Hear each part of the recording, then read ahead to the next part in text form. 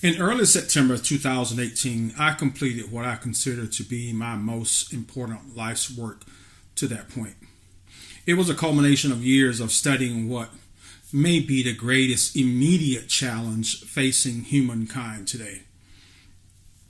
It was presented in the form of a video called 21st Century Mind Control Programs, Remote Neuromonitoring. In that video, I provided conclusive evidence of the existence of the latest versions of mind control programs, described the entire programs in considerable detail, and demonstrated how it has affected me and others. That video is long, over 4 hours, but every minute was necessary, in my view, because of the sheer scope of these illegal activities. Now I will begin to break down that video into subject groups, each with its own separate video. But first, a bit of a background summary about me. I am an United States Air Force veteran of 25 plus years of service with a career that culminated with a promotion to the second highest enlisted grade of E8, which is Senior Master Sergeant in the Air Force. My military career field was petroleum logistics, where I worked in all facets of the profession, from aircraft refueling to quality control, operations management, specializations in contingency, wartime planning, and finally senior division enlisted manager in charge of nearly 60 personnel with signatory custodial control of assets valued at $30 million. I've earned a Bachelor's of Science degree in Business Management as well as an Associate's of Science degree in Logistics. I have formalized training in Logistics Management, Quality Control, Quality Assurance, and Construction Quality Management. I listed all of those because collectively, that type of training demonstrates that I have been formally trained to pay attention to detail. After retiring from active duty in 2004, I've held position as construction superintendent, construction manager, construction project manager. In each case, the formalized field was a relatively specialized sector: repair, restoration, and upgrades to aviation and ground fuels storage and distribution systems. Working primarily with aircraft fuel storage systems, I managed sometimes having signatory responsibility called responsible officer for multi-million-dollar government construction contracts. I also earned a license as a real estate sales professional in the state of Florida, where I worked as a realtor for a couple of years. Okay, that's enough about my background. I begin this first in the series of videos with the 5 phases of psychological terror and remote neuromonitoring, RNM for short, because this is the most important concept that every victim must learn if they are to have any chance of surviving this horrific program that terrorizes hundreds, perhaps thousands of Americans every day of our lives. If you are a non-victim, you may be thinking, why should I care about this? Or you may question if it's even real. I cannot convince you of anything. I can only provide information. I challenge you to examine my words, even to debunk my information. As to the first question, why should you care? This is how I answer that question in the original video. What does unlimited access to the human mind mean that you have not yet considered? The billions of dollars spent on these programs are not an exercise to see how much money they can spend. There's a purpose. What are the implications of access to every thought, every word that enters any mind on earth? It is the ability to know your computer password. It is the ability to know your bank account number and the balance. It is the ability to know your home security system password, making it impossible to detect intrusions when you're away. It is the ability to know your plans for a business startup, your invention, and all the steps you have planned to bring them to market. It is the ability to know your plans to buy or sell stock and the rationale for each action. It is the ability to know your favorite position in bed and who you would prefer to have to share it. It is the ability to know what you will testify in court, and more importantly, what you do not want to say. It is the ability to know what you really think about your mother-in-law, your co-worker, your boss, or your neighbor. It is the ability to know what you did last month, last year, or what you plan to do in the next 30 minutes, next month, or next year. It is every thought that you ever have about anything, every word that you ever say, every sight that you ever see for the rest of your life. The human mind has no firewall. So you see, the threat to every person on this planet is real. In my video, 21st Century Mind Control Programs, Remote Neural Monitoring, I also described how each person is conditioned and indoctrinated into the program. Describe the horrors of each of the so-called non-lethal weapons, such as directed energy, and showed you how each victim is targeted, sometimes in areas with other people around, without affecting the people near us. I provided evidence of what they do to us while we sleep, how they control our heart rate and manipulate our dreams.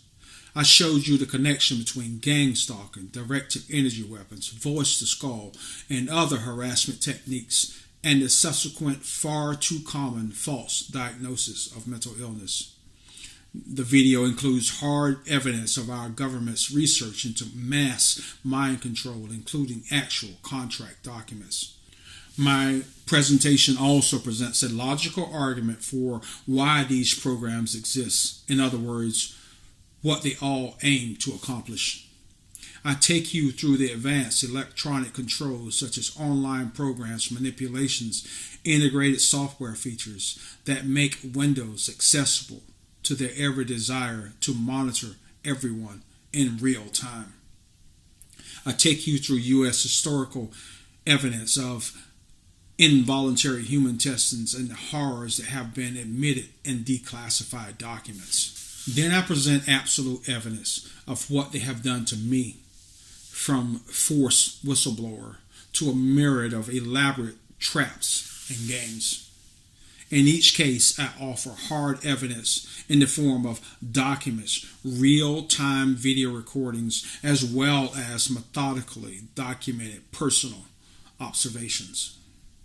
Over the coming days and weeks, I will release several more parts, each concentrating on a particular area of this insidious RNM program that has been labeled targeted individuals, likely by the same organizations behind the attacks.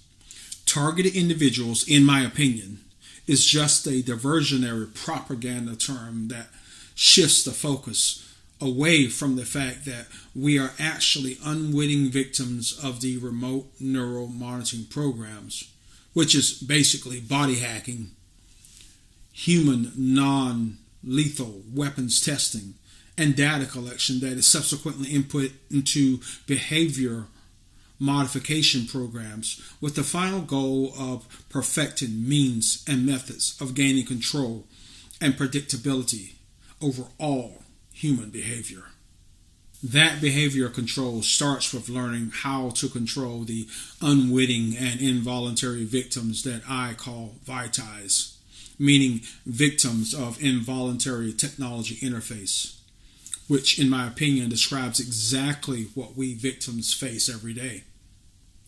How does one control hundreds, even thousands of victims during the data collections involved in these illegal activities? And how do they avoid being held accountable for their crimes?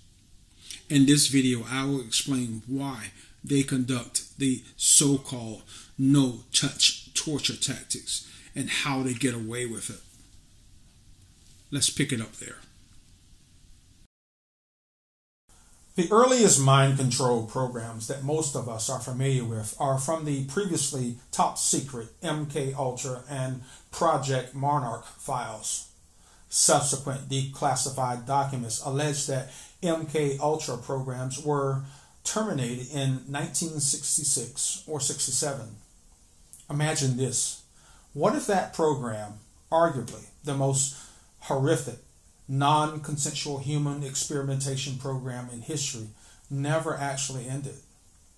What if the previous version of the program paled in comparison to its current successor? What would the United States do or say to hide its active mind control program, for which it is fully aware are illegal and would be considered reprehensible by any civilized human being on the planet?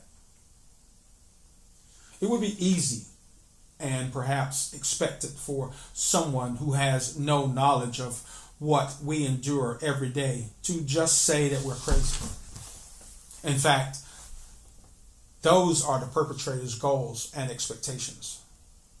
Using dissident opposition tactics that appear to be straight out of Cold War Soviet Union, the United States has now taken a commanding position on the globe at controlling all forms of opposition by forcing victims into situations that hold a high degree of similarity to symptoms of mental illness, while deploying tactics that are designed to lead people around us to believe that we are displaying systematic signs of mental illness.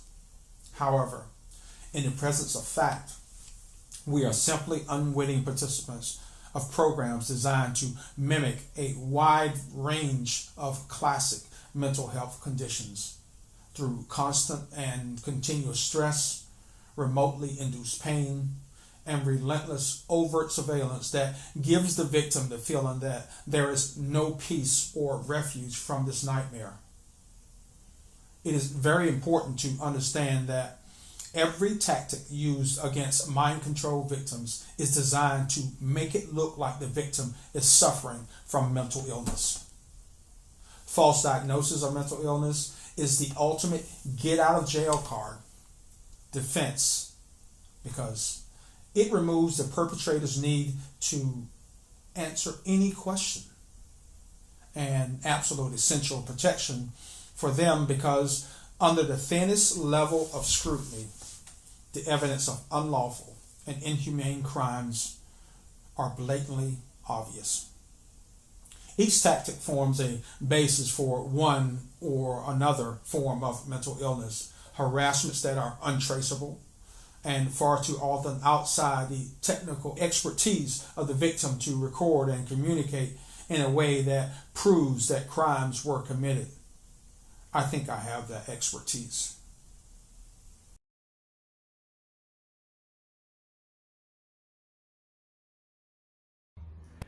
You've undoubtedly been told you're mentally ill for daring to say that the emperor called psychiatry has no clothes, not to mention stupid and unscientific. At least this is what some of my colleagues say about me at one university. So if this is something that has happened to you, I'm here to say that you're not alone.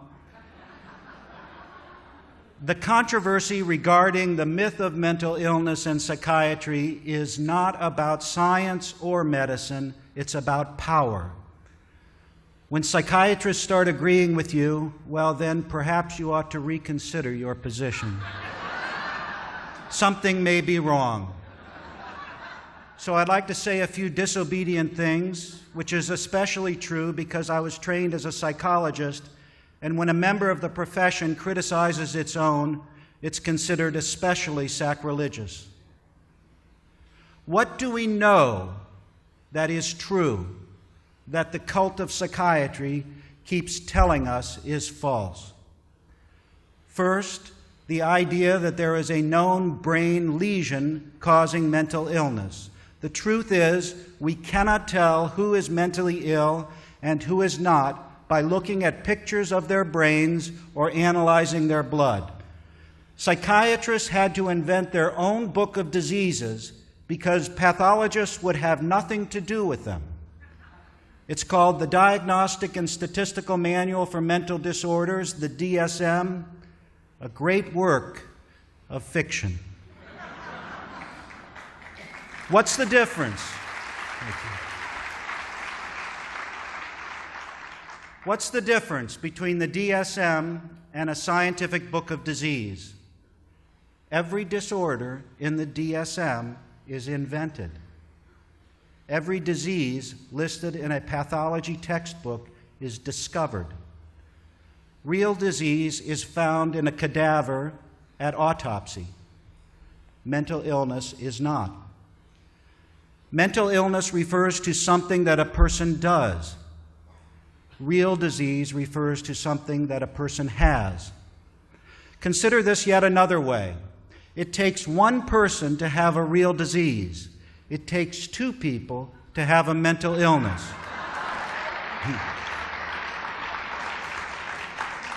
If you're alone on an island, you could develop a real disease like cancer or heart disease, but you cannot develop a mental illness such as hyperactivity or schizophrenia. This is because mental illness is always diagnosed on the basis of some sort of social conflict. When people do something that others find objectionable, they can be diagnosed as mentally ill. If the person doing the diagnosing is more powerful than the person diagnosed, then there is trouble. In this sense, the diagnosis of mental illness is always a weapon. You have to have someone else present to judge that your behavior is morally good or bad in order to have a mental illness. So diagnosis is a weapon, a tool people use against one another, especially when there is some kind of power conflict present. And what of treatment? Treatment for mental illness is punishment. Look at our criminal justice system. When someone commits a crime and a psychiatrist is in the courtroom, a defendant may go to a mental institution instead of a prison. Can you imagine a judge saying, "I sentence you to treatment for your cancer"?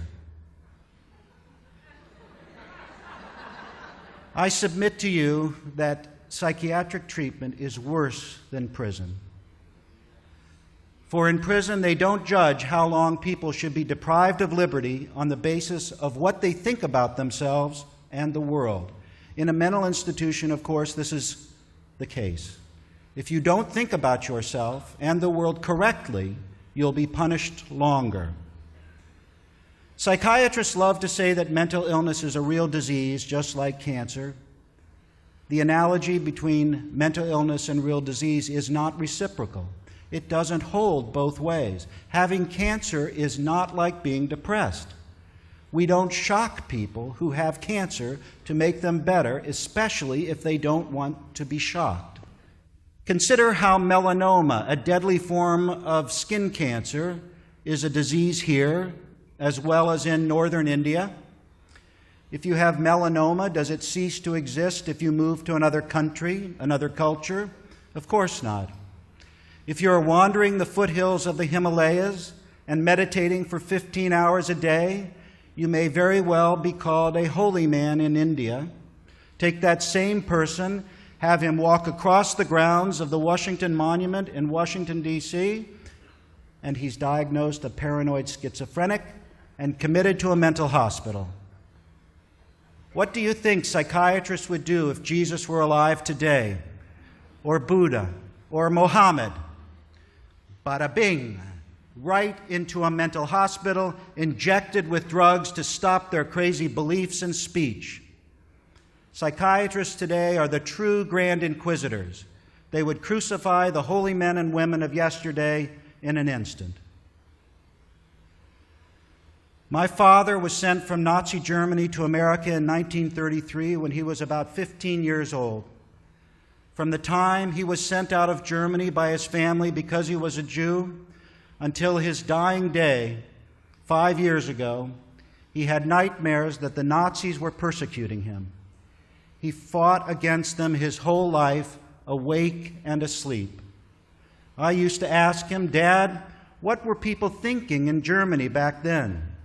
What were they thinking when they saw the Nazis parading about?" And he used to say, "Nobody took them seriously. Nobody believed they could ever have the power to do what they did. We laughed at them." Now, while I encourage you to laugh in the face of those psychiatrists who argue that 2 + 2 doesn't equal 4, know too that we must also take them seriously, especially when it comes to the harm they have done to people in the name of helping them. For if we do not, history will repeat itself. We are building a resistance to the psychiatric Gestapo. The Citizens Commission on Human Rights is an important partner in the fight for liberty and justice. That is why we are here tonight, and that is why we will be together tomorrow. Thank you.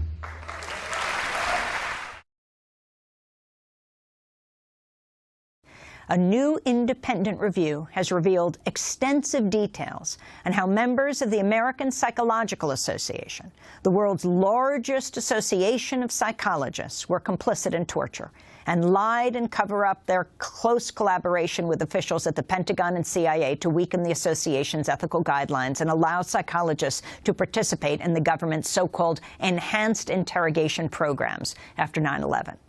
The 542-page report was commissioned by the association's board of directors last year based on an independent review by a former assistant U.S. attorney, David Hoffman. It undermines the APA's repeated denials that some of its more than 130,000 members were complicit in torture. The report's findings were first revealed Friday in the New York Times and conclude the association's, quote, principal motive in doing so was to align APA and curry favor with DOD. That's the Department of Defense. Well, as you know, Amy, and those who've watched the show for years, since at least 2005, there's been a major debate in the association and the profession about the role of psychologists in national security interrogations and torture. The association has denied it, as you said. So the report says that the association was wrong. The so-called dissidents, the critics, were right. So the main findings are that there was a years-long conspiracy to collude between the leadership of the association and representatives of the Bush administration intelligence agencies, the Defense Department and CIA. Second, that there was a major duplicitous PR campaign to falsely present the APA as being concerned about human rights and detainee welfare when, as Mr. Hoffman shows in the report, their actions were not motivated by that at all. Thirdly, they, while claiming that they would investigate all claims of abuse, in fact, they dismissed without any reasonable investigation claims of abuse that were filed with their ethics office. So how do they control so many people? That is the question that I posed in the original video, and where we will pick up that video in this presentation. With potentially thousands of test victims at any given time in their system, how is it possible to control all of them? They do this through intense psychological warfare, nonstop harassment, isolation, and other elaborate systems that deny the victim's ability to make a formal complaint. Let's look at the entire psychological warfare program, along with each of the processes and stages. The following are the typical stages of this insidious program. The typical pattern of attacks, from the victim's inception into the mind control program to the end of the program, which far too often finalizes for the individual with the victim's death. The following conclusions are based on my personal analysis and that of others, which is based on data and evidence collected over years of studying these processes. I read and studied the writings of such authors as former U.S. Army intelligence case officer Julianne McKinney, who went on to found and be the director of the Electronic Surveillance Project. Here's a list of others.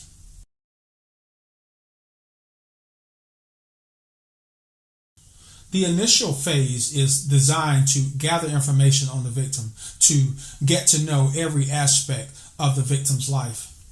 Operations of this type are active surveillance. Surveillance is the act of observing a target using a number of tactics such as visual, wiretapping, electronic communications, computer hacking, and installing monitoring devices in the target's home or office in order to obtain information. There are two principal types of surveillance related to VITI programs that I will discuss. Covert surveillance, which is the most typical way of gathering information. Surveillance on the target in a way that does not allow the victim to know that they are being watched. The second, overt surveillance, is information gathering in a way that ensures that the target knows that they are being watched. The following steps are the steps in the remote neural monitoring process from selecting the victim to the end that likely ends in the victim's demise. From citizen to lab rat. Covert data collection. During the initial phase, the victim will have no idea that they are being watched, studied, and observed in nearly every aspect of their lives. All information from this point forward is entered into a profile protocol, which is a victim-specific collection of individual traits, habits, likes, dislikes, and so forth for each individual. Operators covertly monitor everything the victim does using a wide range of methods, through-the-wall surveillance technology, hacks, etc.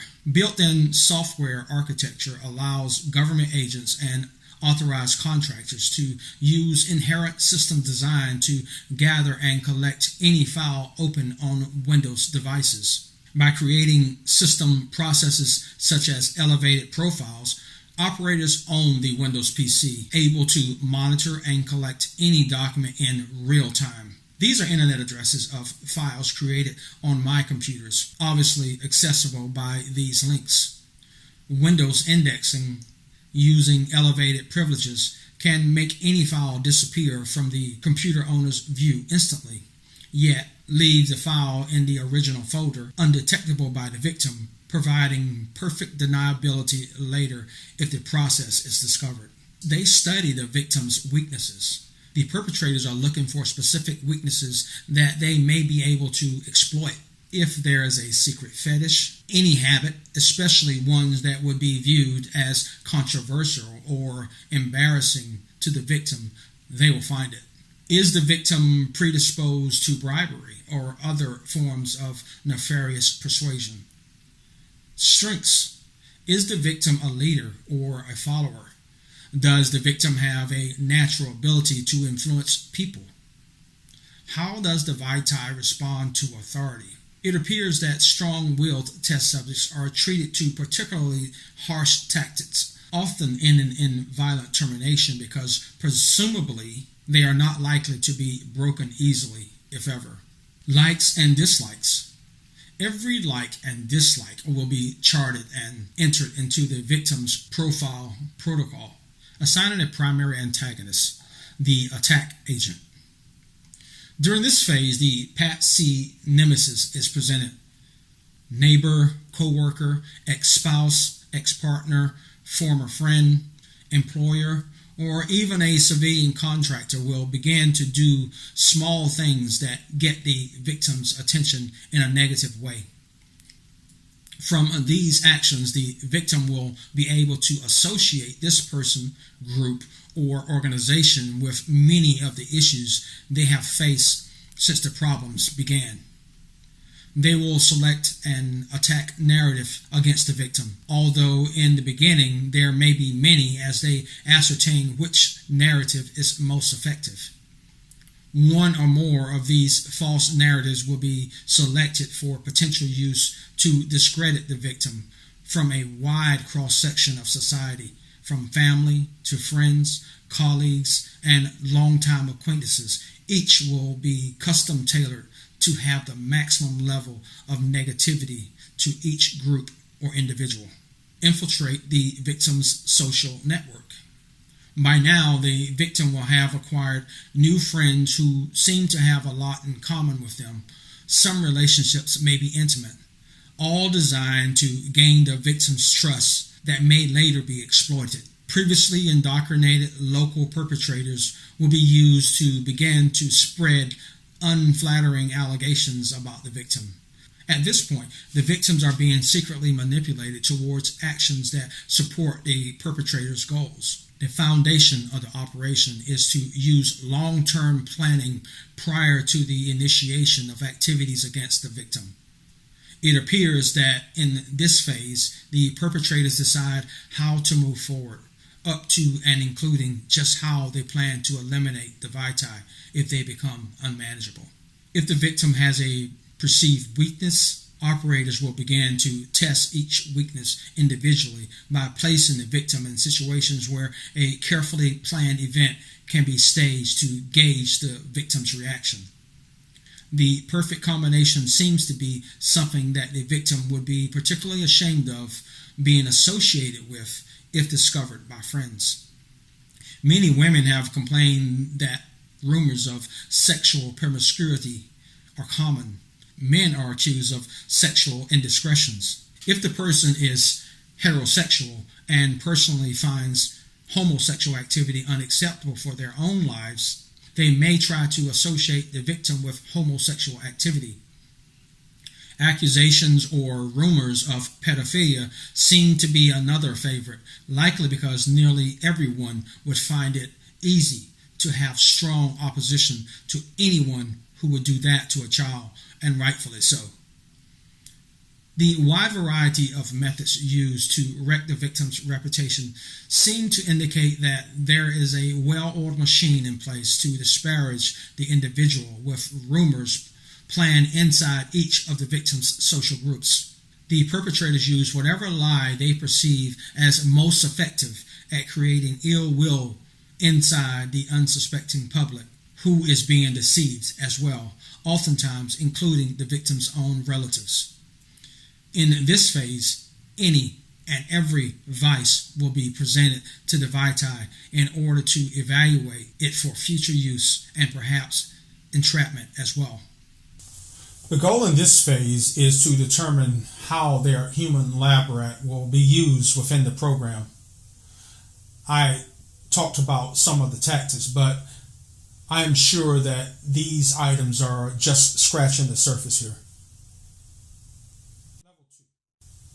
We are watching you. In this stage, the perpetrators introduce one or two of a range of trigger tactics to evaluate which of them is most effective. Trigger tactics are particular actions designed to grab the victim's undivided attention and are things that the victim will come to associate with actions against them. This is the conditioning phase, designed to ensure that the victim immediately associates these incidents as actions against, and that the actions are perceived in the way that they were programmed to appear to the victim.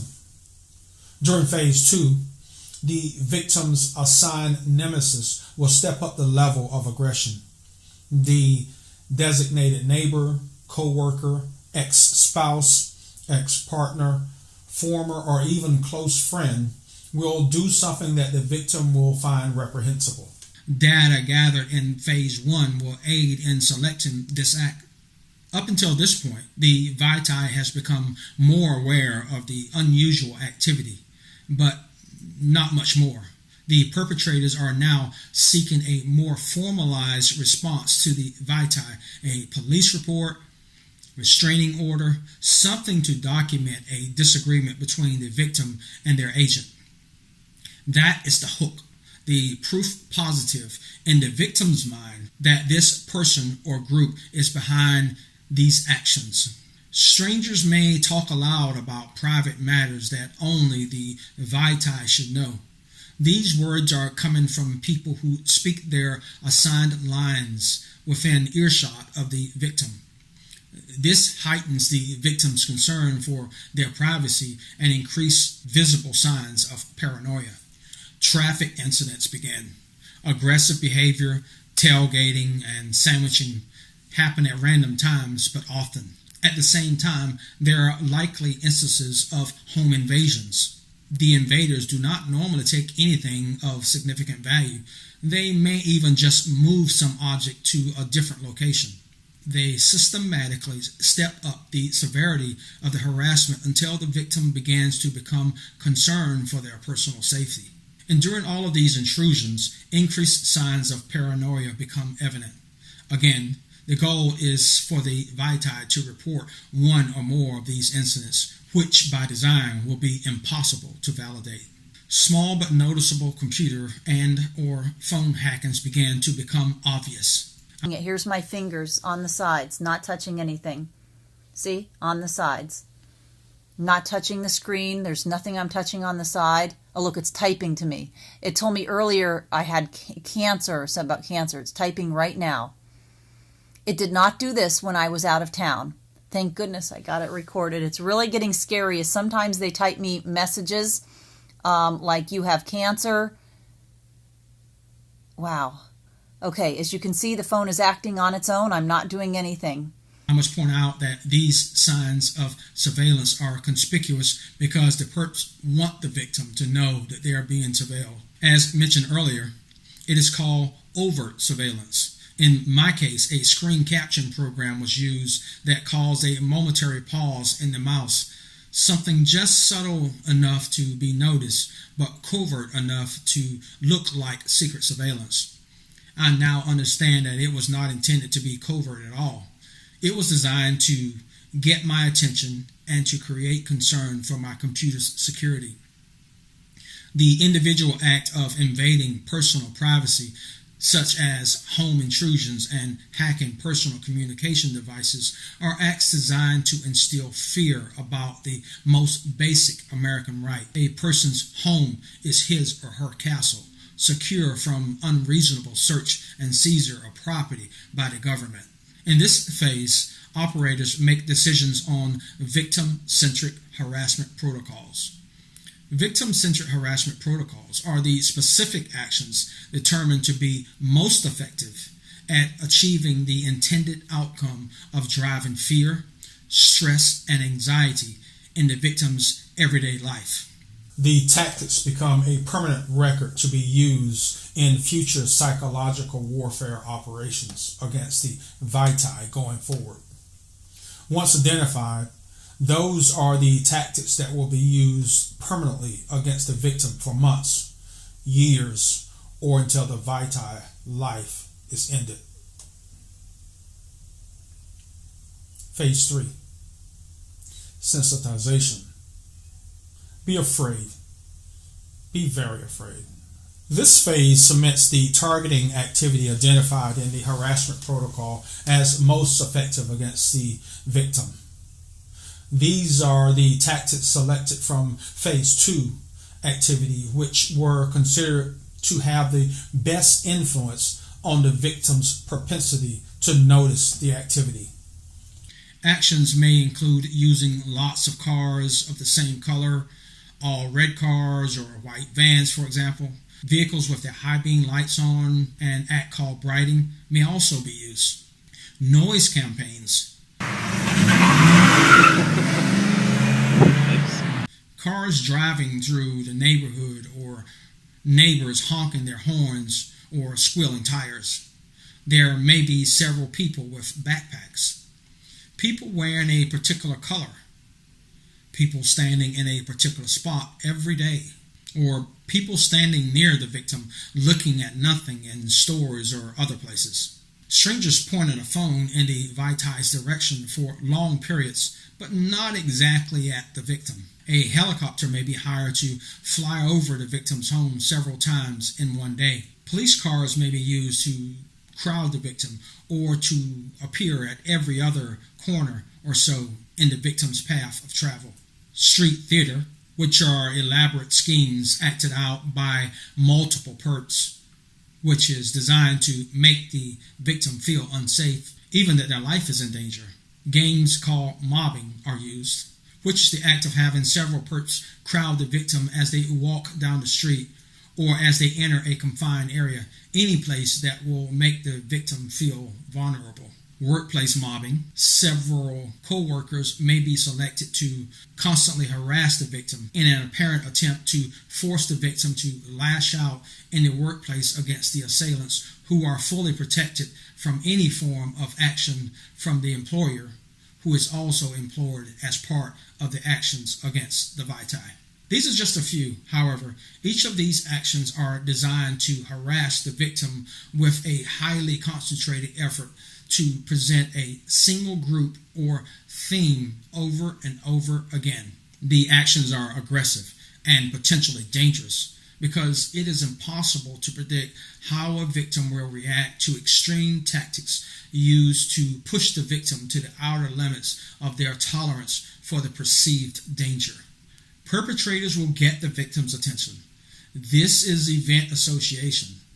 These actions are particularly effective because they terrorize the victim while solidifying the lie in the minds of the citizen perps that the victim is suffering from mental illness, while the victim is actually responding to the psychological torture that the citizens are helping to inflict on the vitae. In the early days, before I realized how I was being targeted, I associated some items or actions that I was programmed to recognize as potential attacks, basically because I did not understand the technology. The operators would attack me with electronic pain stimulation shortly after they would arrange for one of their perps to sit next to me with a backpack. Naturally, this person sitting near me, doing nothing in some cases, would be suspicious once I was conditioned to recognize the gangstalking. More on that in a few moments. Once I experienced a painful shock of microwave or nerve stimulation through neuropathic attack, naturally I would associate the person, and more specifically the backpack, with the attack. I surmise that these backpacks must have contained either targeting equipment or the actual portable electronic emissions device. Based on their actions or inactions, however, it was clear to me that the people who carried the backpacks did not do anything around the time of the attacks. So I also eliminated them as the actual assailants. In actuality, I later learned that I had fallen into the sick game, a trap to try to force me to act out against people who were unwitting citizens, whom were told to do things that they likely had no idea were part of a cruel psychological mind game. They were unsuccessful. I did not react to the people.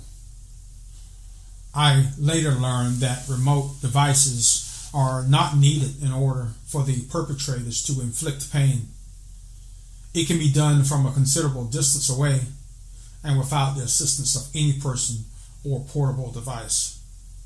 As in the previous two phases, the ultimate outcome during this process was to produce sufficient distress that it prompts the victim to report any of these incidents on social media, or even better, to a formal authority such as police, doctor, or mental health professional. The very real concerns about events that are 100% real incidents, when presented to someone outside the immediate eyesight of the victim, will sound like one or more potential forms of mental illness. Phase 4, the takedown. This is the act of removing the victim from normal society, to isolate them into an environment designed just for them. By now, every person not directly associated with the operation against the vitae is kept at arm's length, where they cannot infer anything about the victim that was not selected for release by the perpetrators. This phase of the operation completes the totally rewritten life story of the Vitae. You see, whatever contributions the Vitae actually has made to their families or to society by this point do not matter. This is true in work and in our social lives as well. You see, evidence points to the fact that this operation is predicated on the premise that in society, it does not matter what you do. What matters is what people believe that you do. That fact is one of the strongest pillars of the sick and evil program. At this point, some work episode has either caused the victim to lose their employment or the victim fears it will happen any day.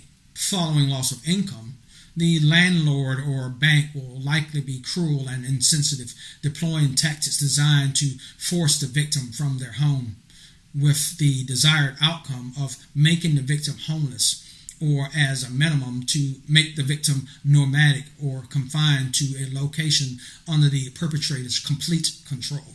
Active schemes create a wide variety of problems designed to eliminate all income and to drain any financial reserves that the Vitae has. By now, friends treat the Vitae differently, creating an atmosphere for the victim that everyone is in on a secret that the victim does not know about or understand.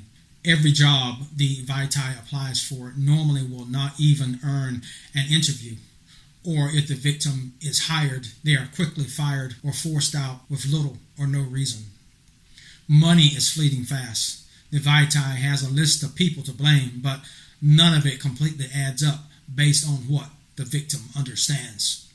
No one listens or even wants to hear what the Vitae has to say at this point because the entire social circle has been tainted by a wide range of rumors and innuendos.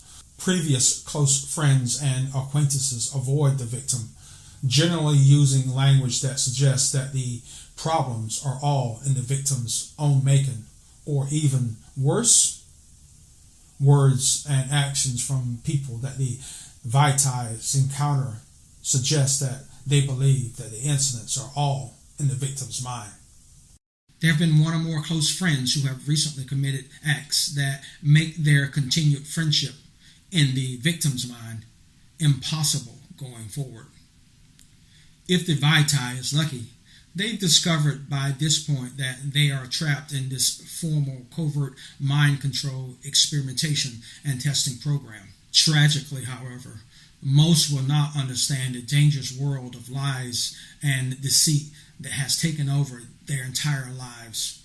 By now, in many victims' eyes, their life may be hopeless.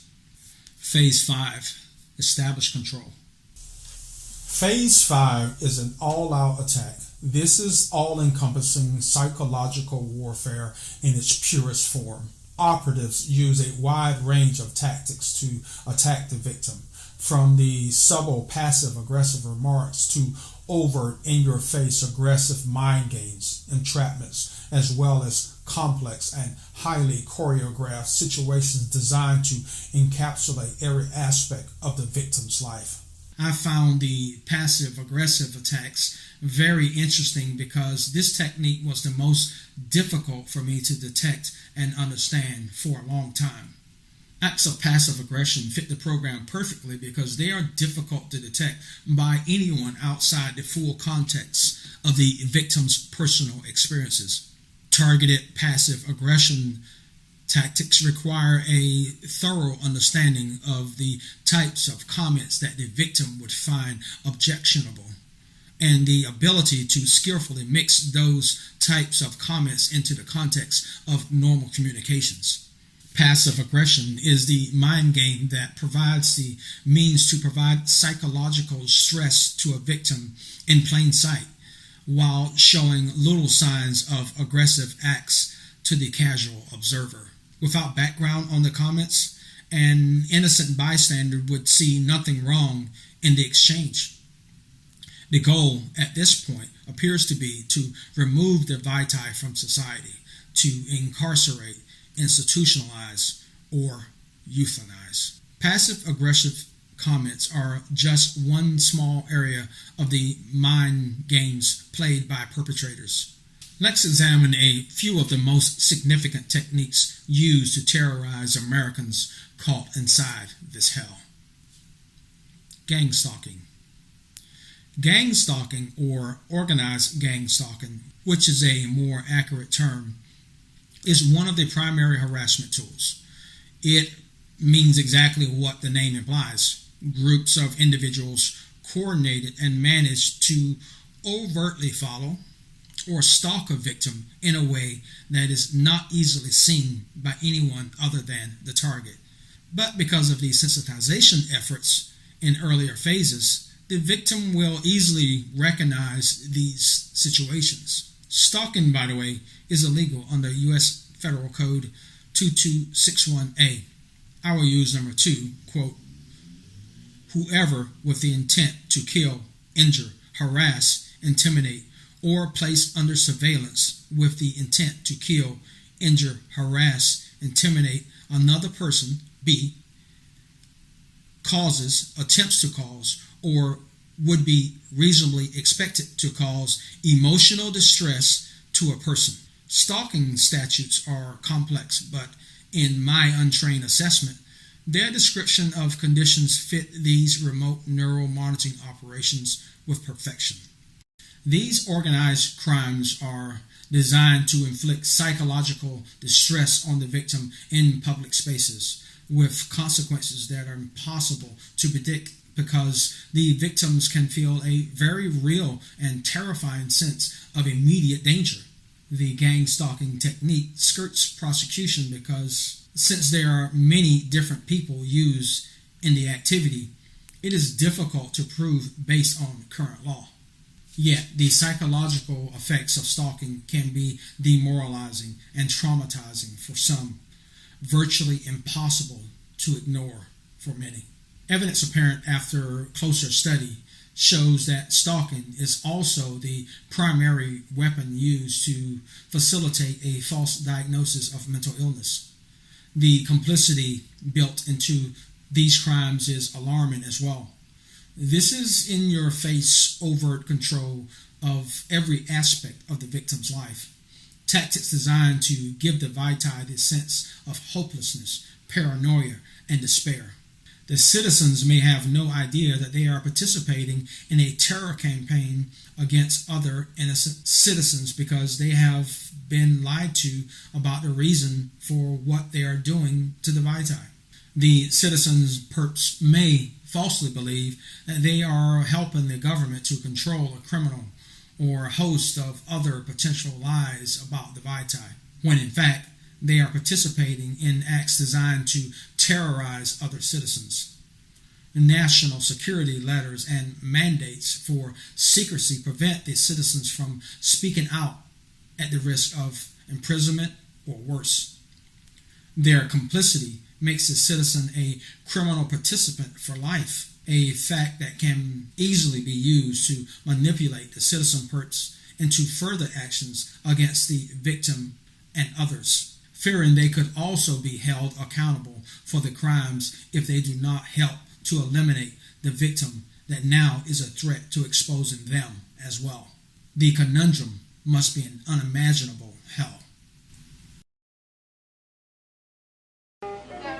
A former CIA official who worked in the safe houses reveals that they were used not only for drug testing, but to study sexual behavior and how it could be used to manipulate people. How do you take a woman who is willing to use her body to get money out of a guy to get him to talk about things which are much more important, like state secrets? We learned a lot about human nature in the bedroom. We started to pick up knowledge that could be used in operations. The honeypot. Perhaps the most effective weapon against vitis is the honeypot. Honeypot is a slang term that describes an intimate relationship for hire. The partner that is paid by the perpetrators to enter into a relationship with the vitae for the sole purpose of gaining their trust so that they can betray them later. I firmly believe that every victim of this insidious program has a honeypot in their life, close intimate relationships build a trust and bond that cannot be otherwise achieved. This misplaced trust provides the perfect opportunity for the program's operators to use it, and the inherent vulnerability that comes from trust to entrap, trick, exploit, or even eliminate the vitae. Using a honeypot, the perpetrators have access to anything they want or need from the victim, up to and including the means to end the victim's life. Honeypots have been a mainstay as the means to track and deceive me. Since the perpetrators know everything about you, they can find just the perfect person who has the looks and can be taught to say and do the right things to ensure that the victim develops strong emotional attachments.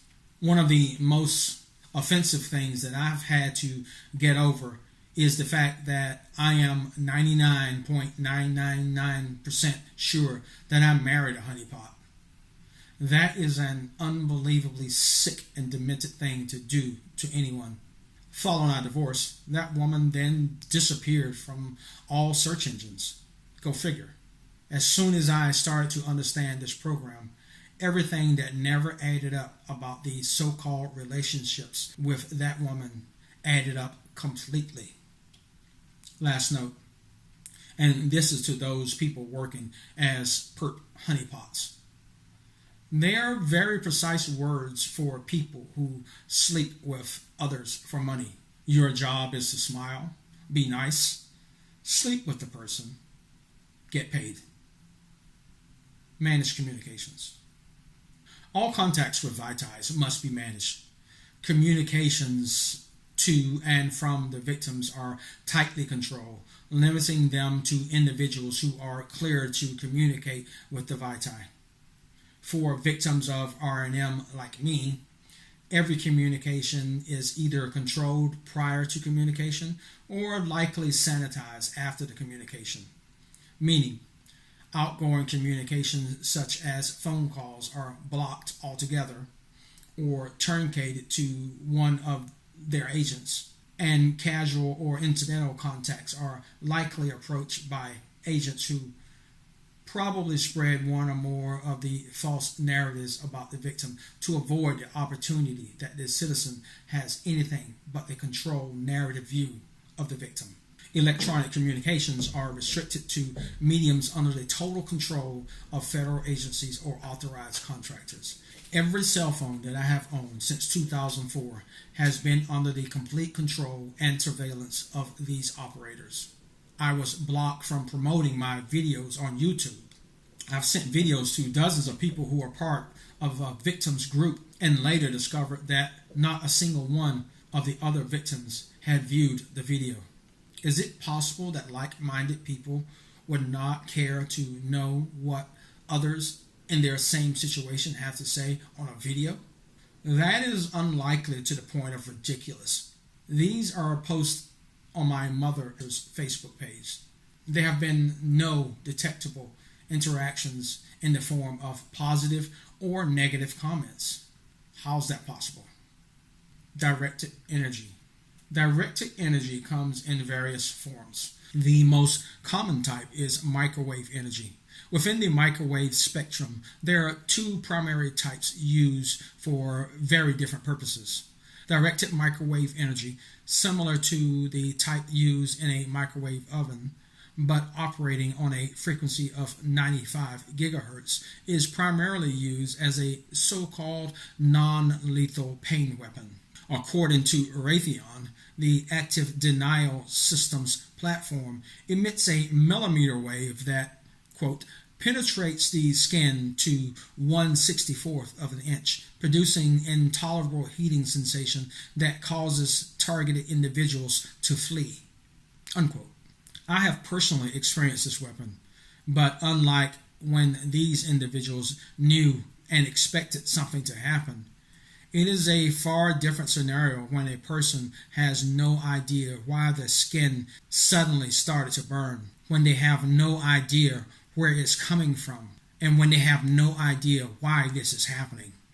Imagine standing in a public space or in your private home and getting a tremendous burning sensation for no apparent reason.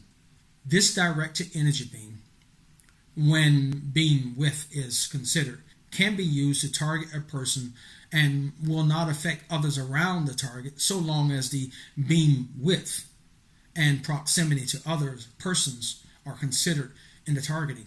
To unsuspecting citizens, these are terrorist acts, pure and simple.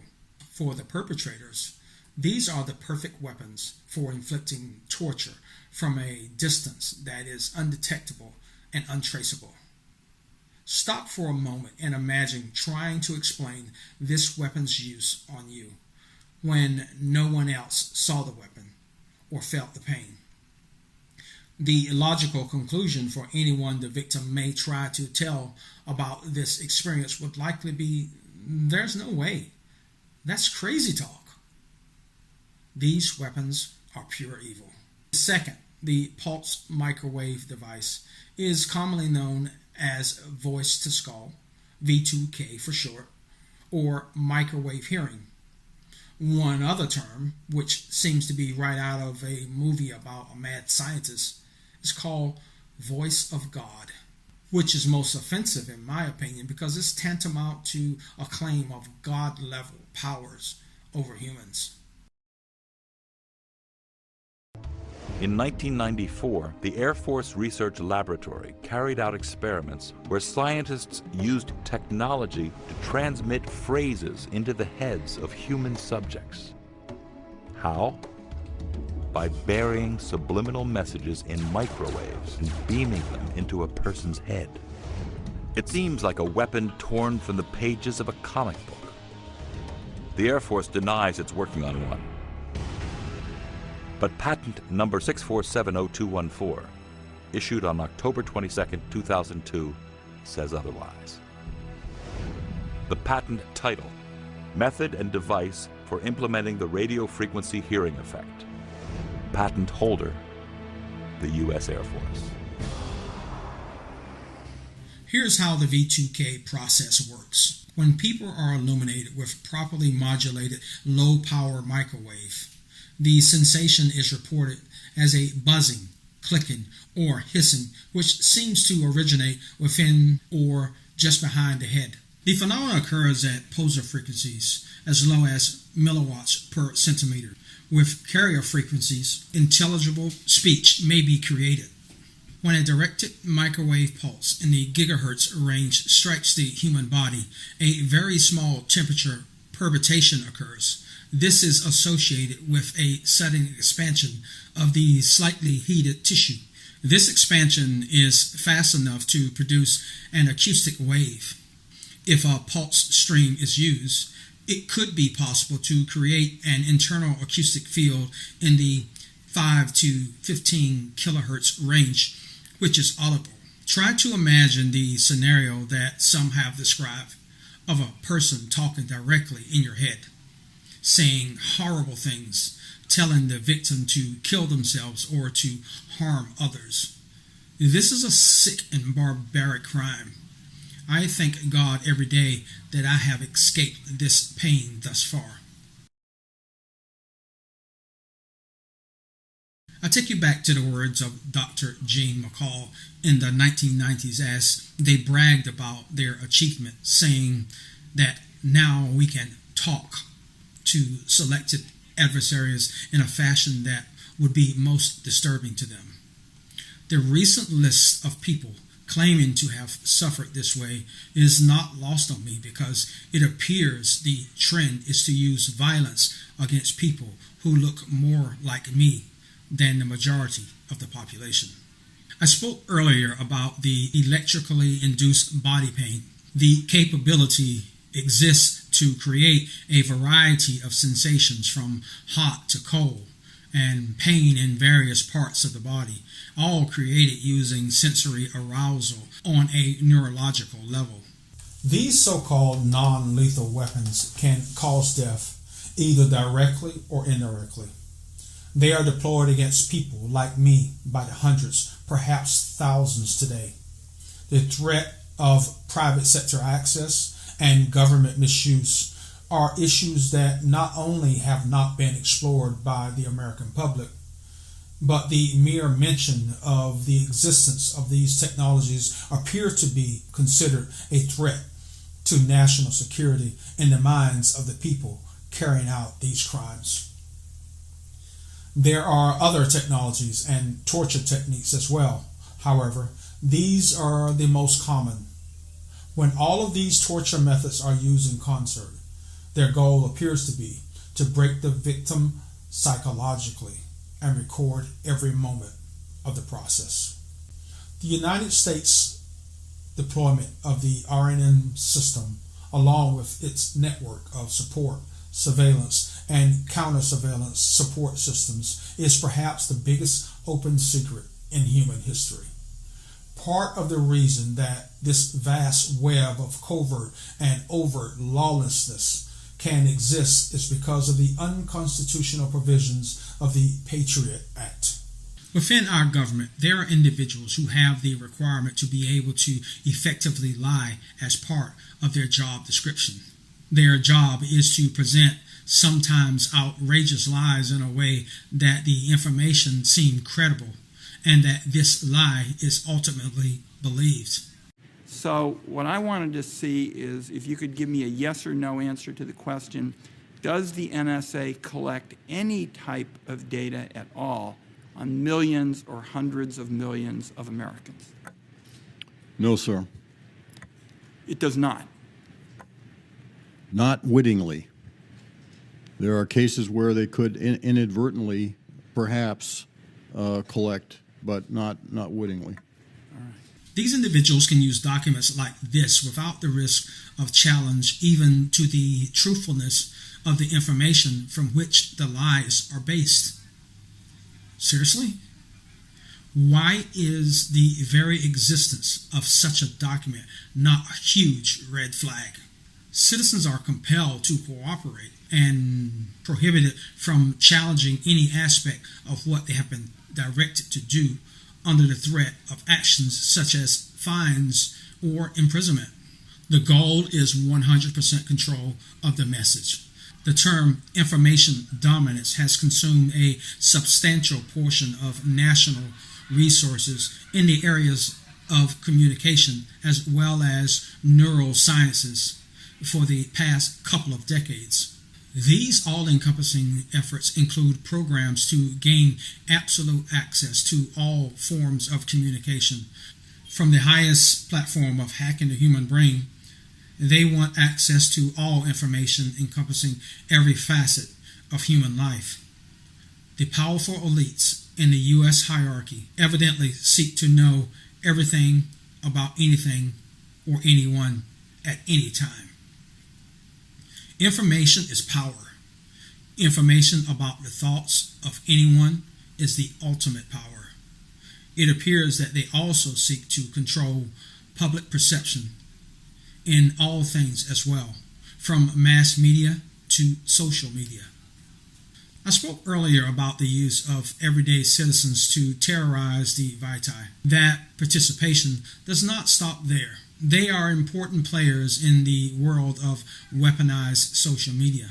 After evaluation for suitability, these citizen soldiers, which include community action groups, church groups, and others, or just your everyday so-called concerned citizen, enter this realm of disinformation merchants. They are likely served a letter such as the National Security Letter, which forbids disclosure of the circumstances surrounding their involvement, and then they are trapped. You have seen them sharing outrageous lies online like flat earth, alien abductions, and the pervasive presence of demonic cults, etc. Each propaganda circle specializes in a particular type of disinformation. As the message grows in sophistication, I have noticed that recently their messages are being spread by adding factual information mixed in with outrageous lies to confuse any casual observer.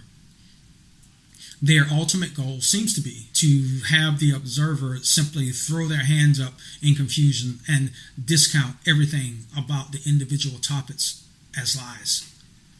This is a near-perfect method of discrediting hard facts by associating these facts with well-known lies such as flat Earth. This is disinformation, which has been the principal tool of the intelligence agencies for over 100 years. Best of all, this industry was authorized by the National Defense Authorization Act of fiscal year 2013. Section 1078A amended the Information and Educational Exchange Act of 1948 and the Foreign Relations Authorization Act of 1987, which allows for materials produced by the State Department and the Broadcasting Board of Governors, BBG, to be released within the United States borders for the archivists of the United States. Simply stated, the U.S. government made it legal to lie to us if the U.S. government deemed it to be in the government's interests. Let's stop a moment and let that sink in. We Americans told our government that it is perfectly fine and legal to lie to us if they, the government, believes that the lie is in the government's best interest. Seriously?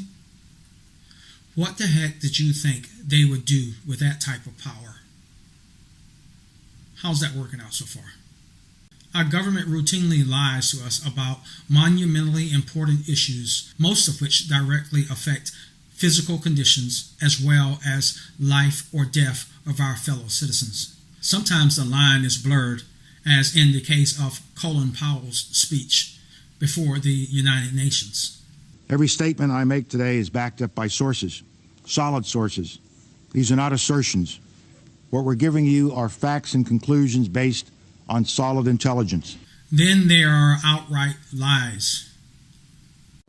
What I'm saying is that the Director of National Intelligence in March did directly lie to Congress, which is against the law. He said that they were not collecting any data on American citizens. You're talking about James Clapper. And it turns out they're collecting billions of data on phone calls every day. So it was a lie. What I'm saying is that by lying to Congress, which is against the law, he severely damaged the credibility of the entire Intelligence Committee. Now, community. From a logical standpoint, which reason would be a more fitting reason for our government to require the collection of metadata on every citizen through the dragnet surveillance of the entire population? A possible terrorist in the country?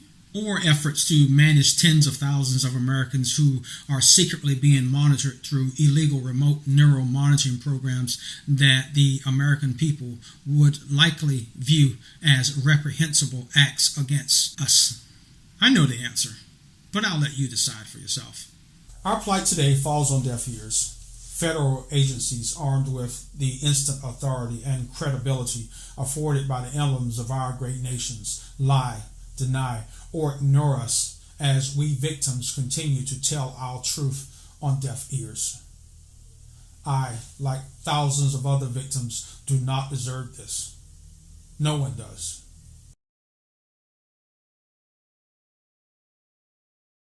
Thanks for watching.